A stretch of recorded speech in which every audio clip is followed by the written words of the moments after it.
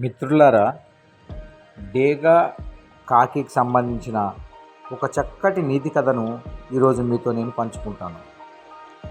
డేగతో పోరాడాలని ధైర్యం చేసే ఏకైక పక్షి కాకి. డేగ వెనుక భాగంలో కూర్చుని మెడ మీద పొడుస్తుంది కాకి.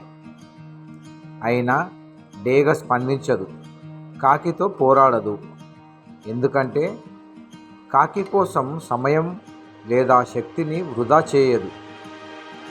డేగ కేవలం తన రెక్కలను తెరిచి ఆకాశంలో ఇంకా పైకి ఎగరడం ప్రారంభిస్తుంది. డేగ పైకి ఎగిరే కొద్దీ కాకికి ఊపిరి పీల్చుకోవడం కష్టతరం అవుతుంది. ఆపై ప్రాణవాయువు లేకపోవడం వల్ల కాకి కింద పడిపోతుంది. అదేవిధంగా లోకకాకులతో మీ సమయాన్ని వృధా చేయకండి. వాటిని మీ ఎత్తులకు తీసుకెళ్ళండి. వాటి శక్తియుక్తులు వాటికి అవగతమై అవే మీకు దారినిస్తాయి అనేది ఇందులోని నీతి. అందుకే అర్హత లేని వారి మాటలు పట్టించుకోవద్దు. బంధం విలువ తెలియని వారి గురించి ఆలోచించద్దు. మీరు ఎక్కడైనా అవమానాన్ని ఎదుర్కొంటే ఆ విషయాన్ని మీలోనే ఉంచుకోండి.